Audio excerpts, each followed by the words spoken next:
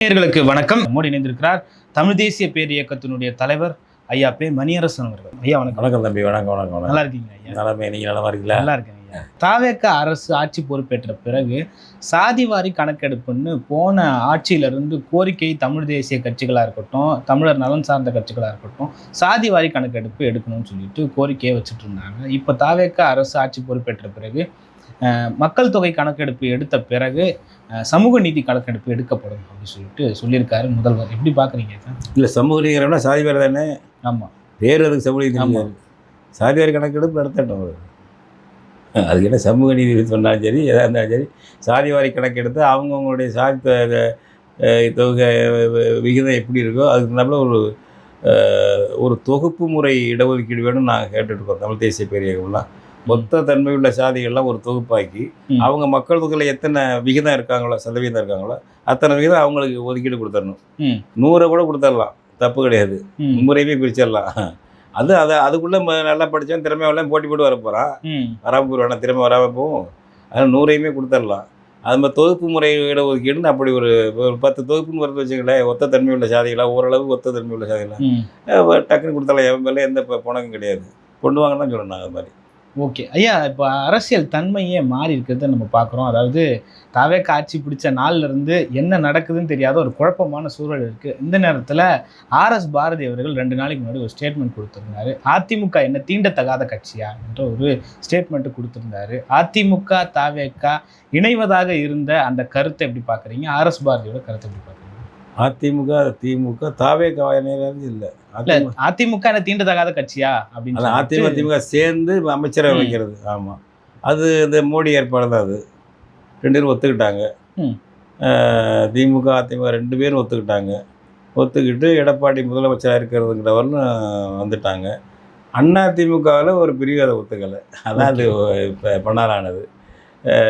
தாவேக வராமல் தடுக்கிறது. திமுகவும் அதிமுகவும் சேர்ந்து ஆட்சி அமைச்சு, மற்ற கட்சிகள் தான் கூட்டணி கட்சியெல்லாம் இருக்குல்ல, அதில் வச்சுட்டு ஆட்சி அமைக்கிறது அப்படின்னு முடிவு பண்ணி டெல்லியில் மோடி தயார் பண்ண திட்டம். அதை ஸ்டாலின் ஏற்றுக்கிட்டாரு, எடப்பாடி ஏற்றுக்கிட்டாரு. எடப்பாடி ஏற்றுக்கிட்டு எல்லாமே முடிஞ்சு போச்சு.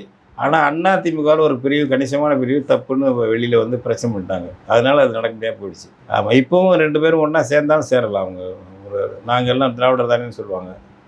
சேர்ந்தாலும் சேர்ந்துருங்கன்னு வேறு ஒன்றும் இல்லை. அந்த மாதிரியான ஒரு சூழல் வந்து தமிழ்நாட்டில் இருக்குது. என்ன சூழ்நிலை வேணும்? என்ன சூழ்நிலை? இந்த கட்சிகள்லாம் ஏதாச்சும் ஒழிஞ்சு 10 கட்சியாக அவங்க போட்டிக்கிறதுக்கு ஒரே கட்சியாக போனால் போயிட்டு போகிறாங்க. நல்லது தானே ஒரே கட்சி. என்ன தனியாக கொள்கை என்ன இருக்குது? இப்போ திமுக அதிமுகவில் திமுக என்ன பெரிய இனத்துக்காக என்ன போராடுறாங்களா? தமிழர்களுக்காக. தமிழ் இனத்தில் பிறந்த எடப்பாடி பழனிசாமி தமிழனுக்காக தமிழச்சிக்காக போராடிட்டு இருக்காரு. ஒன்றும் இல்லை, தான் பதவிக்காக போராடிட்டு இருக்காரு, தான் சொத்து சேர்த்தான் போராடிட்டு இருக்காரு. அது 2 ஆளும் சேர்ந்தான்னா அது எதிரிகள் குறைஞ்சி ஒன்றா தெரிஞ்சால் சேர்த்தான். இப்போ ஸ்டாலின் தப்பு பண்ணாக்க அதை வச்சுக்கிட்டு எடப்பாடி ஆள் சேர்த்துக்கிறதுக்குல்ல, எடப்பாடி தப்பு பண்ணால் அதை வச்சுக்கிட்டு ஸ்டாலின் சேர்க்கறதில்ல. 2 பேரும் ஒன்றா போயிட்டாங்க. 2 பேரும் ஒரு பிரச்சனை இல்லைல்ல. ஒன்று இதை காமராஜர் அப்பவே சொன்னாருங்க. அதிமுக பிரியும் போது எங்களுக்கெல்லாம் கொஞ்சம் வருத்தமாக இருந்துச்சு. சொன்னார் உடனே, திமுக அதிமுக 2 ஒரே குட்டையில் உரிய மட்டைன்னாரு. காமராஜர் சொன்னார். அப்போ புரியுதுங்கய்யா. அது அந்த 2 கட்சியும் ஒன்று சேர்றது மக்கள் ஏற்றுக்குவாங்களா அப்படின்றது ஒரு கேள்வி. ஏற்றுக்கிறாங்க, ஏற்றுக்காமல் போகிறாங்க. நமக்கு என்ன? ஏற்றுக்காமல் போனால் மக்கள் தமிழ்நாட்டுக்கு நல்லது தாங்க. சேருங்க, சீரடிங்க. அவங்க வெல்ஃபேரை பற்றி சிந்திச்சுட்டு இருக்கிறாங்க. அவங்க நலன், அவங்க எதிர்காலம் பற்றி சிந்திக்கணுமா? மக்களை அழிச்சிட்டு இருக்க கூட்டம் அதெல்லாம். ஓகே, அதிமுக வந்து ஒரு தமிழர் தலைமையிலான ஒரு கட்சின்னு சொல்லியிருந்தாங்க. அந்த கட்சி இத்தகைய வீழ்ச்சிக்கு போயிருக்கு. எதிர்காலம் எப்படி இருக்க போகுதுன்னு தமிழர்களுக்கு என்ன உரிமை போராட்டம் நடத்திட்டு இருக்காரு கிடந்து. இப்போ ஒரு கொஞ்சம் இதாக இருப்பார். நமக்கு பார்த்தீங்கன்னா ஒரு எடப்பாடி பழனிசாமி தொடக்கத்தில் சில விஷயங்களில், இப்போ இந்த நீட்டு தேர்வு வந்த பிறகு மருத்துவக் கல்லூரியில் 7.5 3% நம்ம பிள்ளைகளுக்கு வந்து அரசு பள்ளியில் உள்ள படித்த பிள்ளைகளுக்கு ஒதுக்கீடுங்கிறது ஒரு செஞ்சார், கொண்டு வந்தார். நல்ல விஷயம் அது. அதுபோல் எங்களுக்கு வந்து தஞ்சாவூர், திருச்சி இந்த மாவட்டங்கள்லாம் காவேரி டெல்டா மாவட்டங்கள் பாதுகாக்கப்பட்ட வேளாண் மண்டலமாகணும். அது வந்து தொழில் மயமாயிடக்கூடாது, சிப்காட் அது வச்சு ஆகக்கூடாதுன்னு சொல்லி எது தொடக்கத்தில் அதை அப்படி செய்யணும்னு சொல்லி நம்மாழ்வார் எழுப்பிட்டு போன கோரிக்கை. அப்புறம் நம்ம விவசாய சங்கங்கள், பேராசிரியர் ஜெயராமன் போன்ற நண்பர்கள், பெரியவர்கள் எல்லாம் அந்த இதுக்காக போராடினவங்க எல்லாருமே லெனின் ஒரு தோழர் இருந்தார், அவர் எல்லாருமே அந்த கோரிக்கையை வச்சாங்க. இப்போ நாங்கள்லாம் அந்த கோரிக்கை வச்சோம். பாதுகாக்கப்பட்ட வேளாண் மண்டலம் இல்லாமல் இந்த டெல்டாவில் வந்து இண்டஸ்ட்ரீஸ் அதிகமாக இருக்கக்கூடாது, அப்படி ஏதாவது ஒரு தொழிற்சாலை வந்துச்சுனாக்க அந்த வேளாண் சார்ந்த ஒரு தொழில் வரட்டும் அப்படிங்கிறது தான் வச்சோம். அதை வந்து சட்டமாக்குனார் எடப்பாடி பழனிசாமி. 2018 அவர் இருந்தார்ல, அந்த சமயத்தில் அவர் சட்டமாக்குனார். அதையெல்லாம் மீறி இப்போ சிப்காட் அங்கே நிறையா கொண்டு வந்துட்டார் ஸ்டாலின். அதெல்லாம் சட்ட செய்யறதில்ல ஸ்டாலின். அந்த மாதிரி சில விஷயங்கள். அடுத்தது சில இதுகள் கோரிக்கை அதிகமாக வச்சாக்க அது ஒரு செவிமடுக்கிற தன்மை என்பது எடப்பாடிட்டு இருந்துச்சு. அதை வித்தியாசம் ஸ்டாலினுக்கும் அவருக்குள்ள வேறுபாடுன்னு சொல்லலாம். ஆனால் அதுக்கு மேலே அவருக்கு வந்து ஒரு பெரிய இலக்கோ இலட்சியமோ கிடையாது. தனக்கு பதவி, அதுக்கான இந்த கோஷ்டிகளை ஆதரிச்சுக்கிட்டு அந்த ஒன்றா வச்சுக்கிட்டு பதவி அரசியல் நடத்துறது என்பதை தவிர டெல்லிக்கு பணிஞ்சு போகிறது. டெல்லி எவ்வளோ தான் உரிமையை பறித்தாலும், நம்ம தமிழ்நாட்டு உரிமையை எவ்வளோ தான் டெல்லிக்காரன் பறித்தாலும் கேட்காமே அடங்கி அவனுக்கு விசுவாச ஊழியனாக இருக்கிறது, இதெல்லாம் எடப்பாடிகிட்ட உள்ள கெட்ட பழக்கங்கள். அதனால் பெரிய வித்தியாசமாக நம்ம அவரை பார்க்க முடியல, அவ்வளோதான். ஓகே ஐயா, இப்போ நீட் எக்ஸாம் ஸ்கேம் நடந்திருக்குன்னு சொல்லிட்டு நீட் மறுதேர்வு நடத்தினாங்க. இந்த ஆண்டில் மட்டுமே, அதாவது இந்த மறுதேர்வில் மட்டுமே நாடு முழுமைக்கும் 15க்கும் மேற்பட்ட மாணவர்கள் இறந்து போனதை நம்ம பார்க்குறோம். எஜுகேஷன் மினிஸ்டர் தர்மேந்திர பிரதான் ராஜினாமா செய்யணும்னு சொல்லிட்டு டெல்லியில் ஒரு பெரிய கூட்டம் வந்து ப்ரொட்டஸ்ட் பண்ணுறதையும் நம்ம பார்க்குறோம். இந்த நீட் மறுதேர்வு, நீட் ஸ்கேம் எப்படி பார்க்குறீங்க இது? அதான் இப்போ இந்த பிள்ளைகள் இறந்துக்கிட்டே இருக்குது. அதனால் இந்த நீட்டை வலியுறுத்துறவங்க, செயல்படுத்துகிறவங்க இவங்களெல்லாம் வந்து தற்கொலைக்கு தூண்டிய பிரிவின் கீழ் வழக்கு போடணும். 10 ஆண்டு ஜெயில் இருக்குது. தற்கொலைக்கு தூண்டினால் வந்து 10 ஆண்டு சிறை. ஆட்சியில் உள்ள ஆட்கள் மேலே அந்த மாதிரி வழக்கு போட்டு 10 ஆண்டு ஜெயில் அடைக்கணும்னு என்னுடைய சட்டப்படி அதுதான். நீட்டை வச்சுக்கிட்டு இருக்குன்னு வலியுறுத்திருக்கான் பாருங்கள். அவன் எல்லாம் வழக்கு போட்டு தற்கொலைக்கு தூண்டி நம்ம பிள்ளைகளுடைய தற்கொலை எவ்வளோ செத்துக்கிட்டு இருக்கு. வயிற்றுச்சலாக இந்த பிள்ளைகள் சாவலாம் நினச்சாங்க. இப்போ இந்த தருமபுரியில், தமிழ்நாட்டில் மட்டுமே 3 பேர், தருமபுரி, கிருஷ்ணகிரி, பல இடங்களில், ஆந்திராவில் நடந்திருக்கு. அது மாதிரி பிள்ளைகள் சத்துக்கிட்டே இருக்குது. அதனால் இந்த இதுக்கு கோவராக யாராக இருக்கானோ அவன் பேரில் மத்திய அரசில் அமைச்சராக இருந்தாலும் யாராக இருந்தாலும் சரி, அவங்க பேரில் தற்கொலைக்கு தூண்டியவர்கள்னு வழக்கு போட்டு அவங்களுக்கு வந்து 10 ஆண்டு சிறை தண்டனை கொடுக்கணுங்கிறது தான் தீர்வு. நீட்டை ரத்து பண்ணணும், இந்த வழக்கையும் போடணும், அந்த கோரிக்கையை நம்ம எழுப்பணும். தற்கொலைக்கு தூண்டியவர்கள்னு யாரார் இப்போ கல்வி அமைச்சர் இருக்கார், இந்திய கல்வி அமைச்சர் இருக்கார், யார் பிரதமரே சொன்னாலும் சரி தற்கொலைக்கு தூண்டியவர்கள்னு வழக்கு போடான்னு கேட்கணும். நீட்டை ரத்து பண்ணுங்கிற மக்கள் எழுச்சி வரணும். சும்மா சொல்லி விமர்சிச்சுட்டு போனால் பத்தாது. இப்போ உயிரின் வாதைங்க, அது பிள்ளைகள் உயிரின் வாதை. இது இன்னும் சாதாரணமாக தமிழ்நாடு அரசும் வந்து நீட்டுக்கு எதிராக இன்னைக்கு காலையிலையும் முதல்வர் விஜய் அவர்கள் பேசியிருக்காரு. நீட்டை நாங்கள் மறுக்கிறோம், நீட்டை வந்து எதிர்க்கிறோம். அதான் பேசுங்க. நீங்கள் ஸ்டாலின் சொல்கிறாரு, இந்த விஷயத்த நான் சொல்கிறேன், இது ஆலோசனையே சொல்கிறேன். தற்கொலைக்கு தூண்டிய பிரிவில் இவங்க எல்லாம் வழக்கு போடணும், மத்திய மந்திரியாக இருந்தாலும் யாராக இருந்தாலும் அப்படின்னு கோரிக்கை வைங்கிறேன் நான். நீங்கள் ஒரு முக்கியமான பதவியில் முதல்வராக இருந்தவங்க, முதல்வராக இருக்கவர், இது மாதிரி பிள்ளைகள் தற்கொலைக்கு தாங்க நீட்டு காரணம். கல்வி என்பது மாநில அரசிட்ட இருந்தது, மருத்துவக் கல்லூரி மாநில அரசிட்ட இருக்குது. நீ என்ன அதுக்கு நீட் தேர்வு வைக்கிறது? காலனி ஆதிக்கம் இல்லையா அது? வெள்ளைக்காரன் காலனி ஆதிக்கம் போல் அது டில்லிக்காரன் காலனி ஆதிக்கம் இல்லை. அவங்க கூட இப்படி செய்யலையே. கல்லூரி மாநில அரசு கண்ட்ரோலில் இருக்குது, மாநில அரசு செலவு பண்ணுது, பிள்ளைகள் மாநில அரசை சேர்ந்தவங்க. அதுக்கு மெடிக்கல் காலேஜ் போகிறதுக்கு இந்த பள்ளிக்கூடங்களில் படிக்கிற பிள்ளைகள், +2 படிக்கிற பிள்ளைகள், தமிழ் பிள்ளைகள், தமிழ்நாட்டு பிள்ளைகள் மாநில அரசு கல்வியில் படிக்குது. மருத்துவக் கல்லூரி மாநில அரசில் இருக்குது. அதுக்கு சேர்க்கைக்கு நீ தேர்வு வைக்க வேண்டிய அவசியம் நீ யார்? இதை கேட்கக்கூடிய நாக்கு இருக்கணும், விஜய்க்கு இருக்கணும், ஸ்டாலினுக்கு இருக்கணும். அண்டி பிழைக்கக்கூடாது. நீ அண்டி பிழைக்கிறனால எங்களை பழிவாங்கி எங்கள் உயிரை வாங்கிக்கிட்டு இருக்கீங்க. நீங்கள்லாம் திமுக, அதிமுக, இப்போ வந்திருக்க தாவேக்கா எல்லாம் நீ அண்டி பிடிக்கிறவன் பிழைப்புக்காக நீட்டை ஏற்றுக்கிட்டு எங்களுக்கு படம் காட்டுறதுக்கு நடிச்சுக்கிட்டு நீட்டை எதுக்கு அடிச்சுக்கிட்டு எங்கள் பிள்ளைகள் செத்துக்கிட்டு இருக்குது. அதனால் தற்கொலைக்கு தூண்டியவர்கள், தற்கொலை தூண்டலுக்கு துணை போனவங்க பேரெல்லாம் வழக்கு போட்டு ஜெயிலில் தள்ளணுங்க. இந்த கோரிக்கை பப்ளிக்காக வைக்கணும் எல்லாரும். அவன் மந்திரி யாராக இருந்தாலும், மத்திய மந்திரியாக இருந்தாலும் யாராக இருந்தாலும் சரி, தற்கொலைக்கு தூண்டியவனுங்கிறதுல வந்து வழக்கு போடணும். ஐயா, 50 ஆண்டுகளுக்கு பிறகு தமிழ்நாட்டில் ஒரு பெரிய மாற்றம் வந்திருக்கு. இந்த மாற்றத்தில் விழுந்தது திராவிடமா தமிழ் தேசியமா என்ற ஒரு கேள்வி இருக்குது. எப்படி பார்க்குறீங்க? தமிழ் தேசியம் ஒன்றும் விழலையே. தமிழ் தேசியம் என்ன விழுந்தது? அவங்க 67லேருந்து கோட்டை கட்டி என்ன ஆண்டு இருந்தால் அவங்க தான் விழுந்திருக்காங்க. திராவிடம் தான் விழுந்திருக்கு. திராவிடம் விழுந்திருக்கு. ஒரு இதாக எப்படியான்னு தெரியாமல் ஒன்று வந்திருக்கு, தாவேக்கா வந்திருக்கே தவிர தமிழ் தேசியம் அடித்தளத்தில் உள்ளது இருந்துட்டு தான் இருக்குது. இப்போ நாம் தமிழர் கட்சியே இருந்தாலும் அடித்தளத்தில் இருந்து அந்த கட்சியில் உள்ள உறுப்பினர்கள் அவங்க போடுற ஓட்டு 4% போட்டிருக்கு. இன்னொரு 4% குறைஞ்சி போனது காரணம் திராவிட கட்சிகளை வீழ்த்தணுங்கிற வேகம் மக்கள்கிட்ட இருந்திருக்கு. அது வந்து தோக்கடிக்கிறதுனா இவரால் தான் முடியும், விஜயால் தான் முடியும், சீமானுக்கு அவ்வளோ தூரம் முடியாது. அதனால் தோக்கடிக்கிற ஆளுக்கு ஓட்டை போட்டுருன்னு அவங்க போட்டிருக்காங்க. இந்த 4% சீமானுக்கு கொண்டு போயிருக்கு, வேறு ஒன்றும் கிடையாது. அப்படி தான் போய் நான் புரிஞ்சுக்கிறது அப்படி தான் நினச்சிக்கிறேன். தோற்கடிக்கிற ஆளுக்கு போடுவோம் அப்படின்ட்டு அவ்வளோ அதுக்கு அதில் ஒரு விஷயம், திராவிட கட்சிகள் மேலே அவ்வளோ வெறுப்பு இருந்திருக்கு. திமுக அதிமுக ரெண்டின் மேலே அவ்வளோ வெறுப்பு மக்கள் இருந்திருக்கு. ஆனால் 2 திராவிட கட்சிகளும் சட்டமன்றத்தில் இருக்காங்க. 2 திராவிட கட்சிகளோட குரலும் சட்டமன்றத்தில் ஒலிக்குது. தமிழ் தேசிய குரல் இது வரைக்கும் போகல, இனிமேல் தானே போகணும். இது வரைக்குமே இப்போ போன தடவை என்ன சட்டமன்றத்துலேருந்து இப்போ எல்லாம் போயிட்டாங்களா? இப்போ தான் வளர்ந்துக்கிட்டு வர்றோம். நம்ம தமிழனுக்கு நிற்கிறது போல் வேஷம் போடுற கட்சிகள் திமுக அதிமுகலாம், அது நம்ம உரிமையை பலியிடுற கட்சி. அதை புரிஞ்சுக்கிறதுக்கு நாள் ஆகிட்டு இருக்கு. இப்போ தான் புரிஞ்சுக்கிட்டு வர்றாங்க. இப்போ பெரிய அளவுக்கு கிராமங்கள் நகரங்கள் கூட எல்லா இடத்துலையும் நாம் தமிழர் கட்சியும் தமிழ் தேசிய உணர்வாளர்கள் கட்சிகள் அப்பால் போட்டு இருக்காங்க. இந்த வளர்ச்சியை கொண்டுட்டு போகணும், அவ்வளோதான். ஓகே. சட்டமன்றத்துலேயும் தாவேக்கா, புதுசாக வந்த தாவேக்காவும் உங்களுக்கும் எங்களுக்கும் கொள்கை ரீதியாக வேறு எந்த வேறுபாடும் இல்லைன்னு அமைச்சர் ஆதவர்ஜனா கூட பேசியிருக்காரு. அண்ணாவினோட கொள்கையை தான் நீங்களும் ஃபாலோ பண்ணுறீங்க, நாங்களும் ஃபாலோ பண்ணுறீங்கன்னு பேசுகிறாங்க. 3 கட்சிகளும் திராவிட கட்சிகளாக தான் இருக்கிறத பார்க்குறோம். ஆமாம், நடைமுறையில் திராவிட கட்சி தான் இருக்குது. அவங்க அதுக்கு முன்னாடிலாம் அப்படி பேசலை. கொஞ்ச நாள்லேயே தங்களை அடையாளம் காட்டிட்டாங்க. ஆனால் அவர் அப்போவே சொன்னார், விஜய் சொன்னார்ல, அவர் அண்ணா பெரியாருன்னாரு.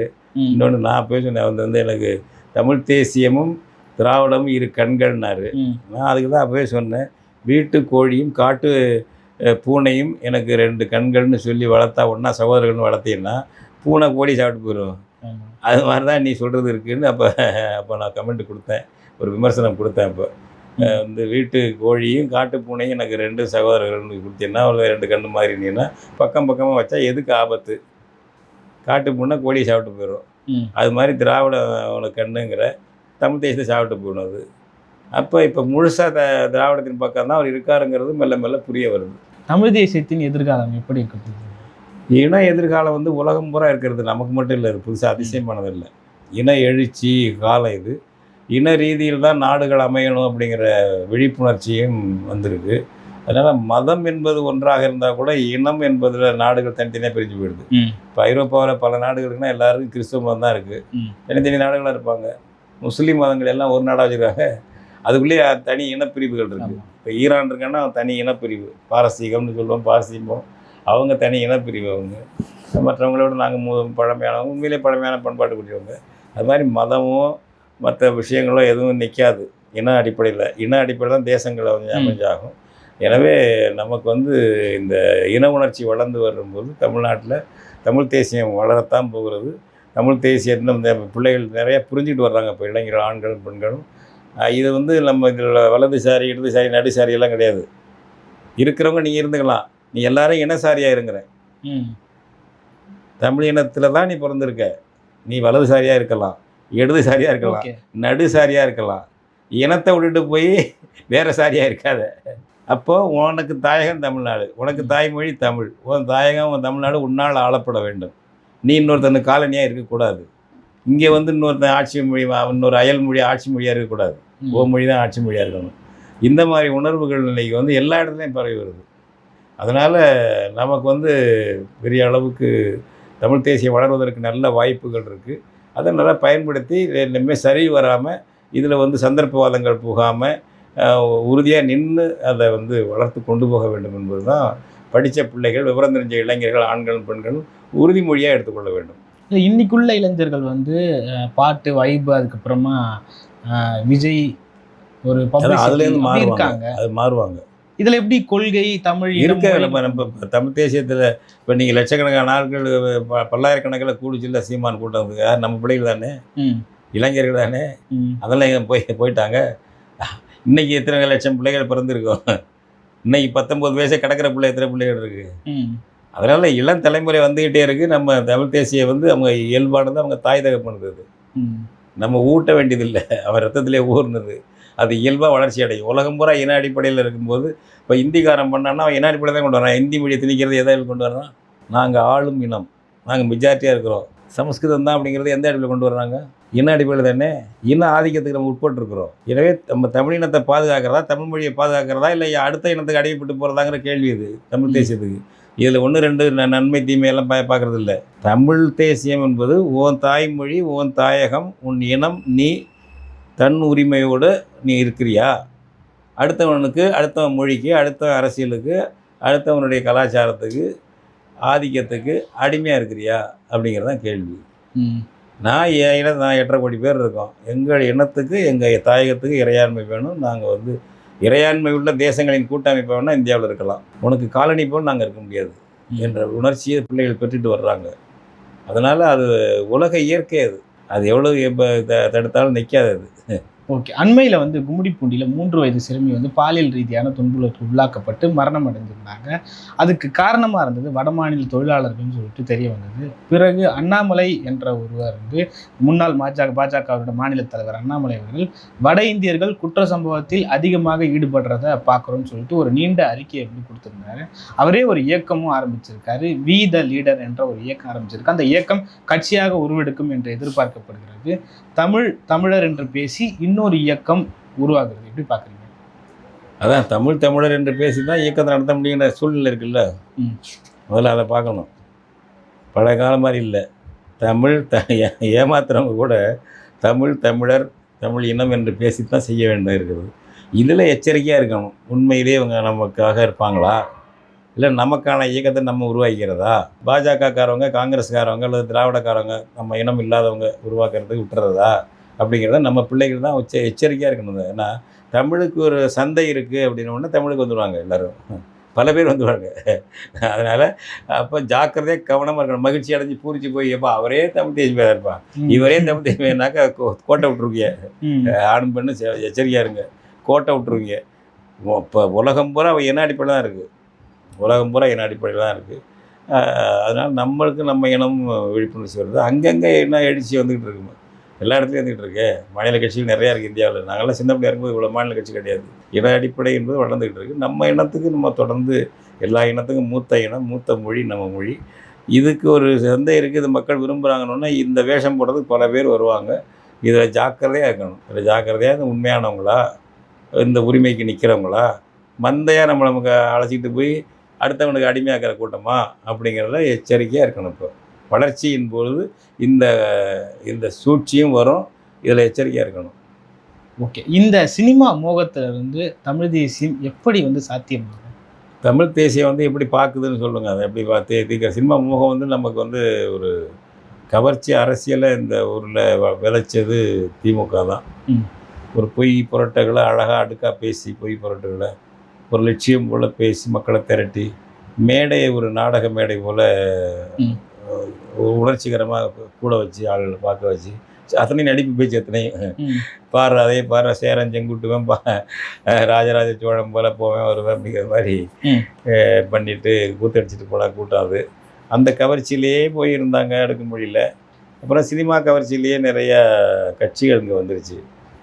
இந்தியா பூரா இவ்வளவு சினிமா கட்சிகள் கிடையாது. இல்லை, சினிமாக்காரங்களுக்கு இவ்வளவு ரசிகர் மன்றமும் இது போல் பால் அபிஷேகம் பண்ணுற இந்தியாவிலே எங்கேயும் கிடையாது. இல்லை, அப்போ தமிழர்களுக்கு வந்திருக்க நோய் கடுமையான நோய், பெரிய தொற்று நோய் இந்த திரைத்துறையினால் வந்தது. இந்த கவர்ச்சி நோயினுடைய மூலம் வந்து திமுக. அதாவது லட்சியம் இல்லாமல் லட்சியம் போல் பேசுகிறது. இப்போ திராவிட நாடுன்னா ஆந்திரா, கர்நாடகம், கேரளம், தமிழ்நாடு 4க்கும் சேர்த்து தனிநாடு கேட்குறேன்னாரு அண்ணாதுரை, கருணாநிதி, நெடுஞ்செழியன் எல்லாம். அந்த ஊரில் இவங்களுக்கு கிளைகளே கிடையாது. இது பார்லிமெண்ட்டில் கேட்டாங்க. 62, 63 பார்லிமெண்ட்டில் எம்பியாக இருந்தார் மேல் சபையில் அண்ணா. அப்போ கேட்டாங்க, அந்த ஊர்லலாம் உங்களுக்கு கிளையே இல்லையே, நீங்கள் எப்படி அவங்களுக்கு சேர்த்து நாடு கேட்குறீங்கன்னு. அங்கே போய் இனிமேல் கிளை உண்டாக்குனார். அந்த மாதிரி ஒரு பொய் கூட்டம். அது பொய்யா ஒரு கவர்ச்சியாக நம்ம தனியாக இருக்கணும், தனியாக ஆளணுங்கிற உணர்வு உள்ளவன் தமிழச்சி. அதை தவறாக பயன்படுத்தி நாங்கள் உங்களுக்கு நனிநாடு வாங்கி தரோம்னு சொல்லி ஏமாத்தின கூட்டம் அந்த திமுக கூட்டம். அது அந்த மாதிரி ஏமாற்றிருக்கு. நம்ம அதை அடையாளம் கண்டு இனிமேல் தமிழரையும் இப்படி ஏமாற்றாமல் பார்த்துக்கணும். உண்மையாக நம்ம என்ன முடியும், என்ன செய்யணும், நம்ம இனம் மொழி தாயக உரிமைக்கு என்ன நிற்கணும்னு நம்ம இளைஞர்கள் தான் விழிப்புணர்வோடு இருக்கணும். பல்வேறு கருத்துக்களை பகிர்ந்து கொண்டீங்க. மற்றும் ஒரு கான்செப்ட்டுக்கும் நன்றிங்க.